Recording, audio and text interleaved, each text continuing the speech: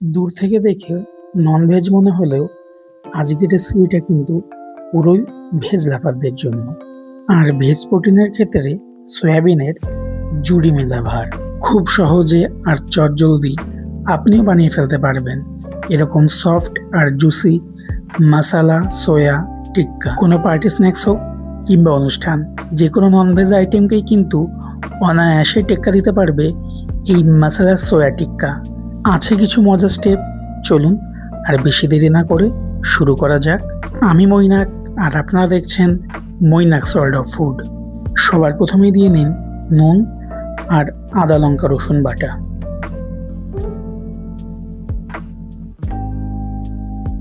ঢাকা দিয়ে জল ফোটা পর্যন্ত অপেক্ষা করুন।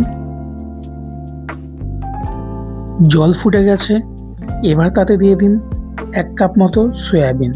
জলের মধ্যে আদা রসুন লঙ্কা বাটা দেওয়ার ফলে জলটা ফ্লেভারফুল হয়ে গেছে, যাতে সয়াবিনগুলো ওই ফ্লেভারগুলোকে ভালো করে অ্যাবজর্ব করতে পারবে।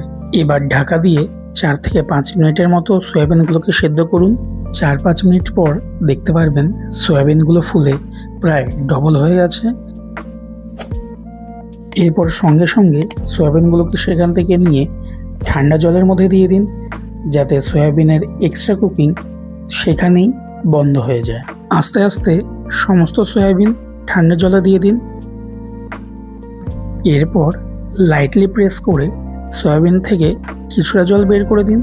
সবটা জল বের করতে যাবেন না, তাহলে সয়াবিনের আর সফটনেস থাকবে না। চলুন এবার সয়া টিক্কার ম্যারিনেশনটা ঝটপট করে ফেলা যাক। সবার প্রথমে অ্যাড করুন সরষের তেল আর কাশ্মীরি লঙ্কার গুঁড়ো।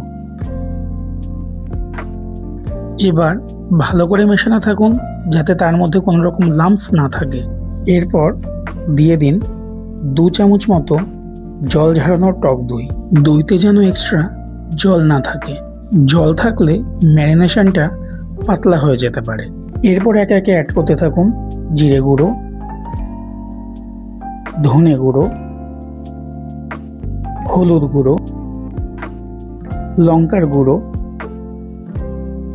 চাট মশলা, টোস্টেড কসুরি মেথি, গরম মশলা, বিট লবণ, চিনি আর সামান্য পরিমাণ লেবুর রস।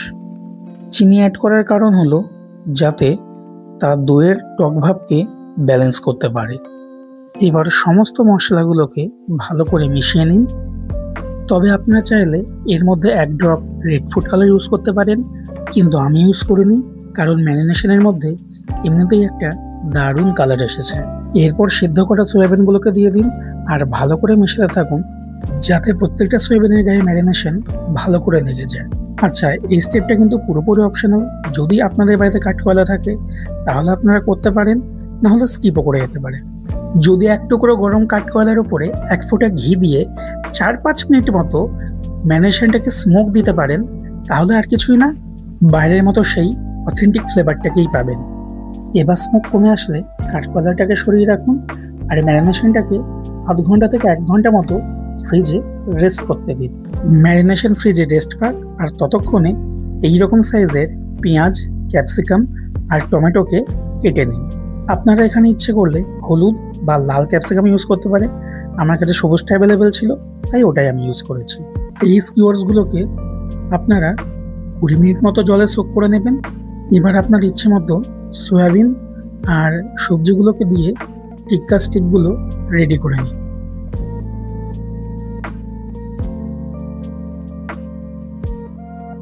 দেখুন সয়া টিক্কাগুলো কি সুন্দর কালারফুল আর সুন্দর লাগছে। এরকমভাবেই বাকিগুলো আপনারা তৈরি করে নিন। এরপর আর কি, আগুনের উপরে এক এক করে সয়া টিক্কাগুলোকে দিয়ে দিন। এবার নিচের দিকটাকে ভালো করে গ্রিল করতে থাকুন।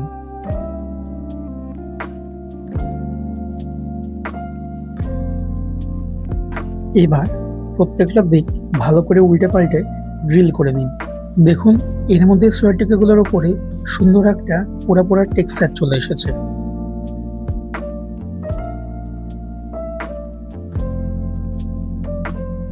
এই সময় একটু বাটার মেল্ট করে নিন আর সয়া টিক্কাগুলোর উপরে মেল্টেড বাটার ব্রাশ করতে থাকুন। এর ফলে সয়াবিনগুলো ড্রাই হয়ে যাবে না আর তার জুসি ভাব বজায় থাকবে। আমাদের মশলা সয়া টিক্কা রেডি হয়ে গেছে। দেখুন, না বললে কেউ ধরতেই পারবে না এটা ভেজ না নন ভেজ।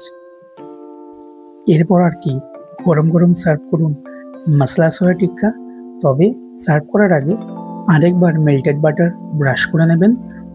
কেমন লাগলো আজকের রেসিপিটা অবশ্যই কমেন্টে জানাতে ভুলবেন না কিন্তু।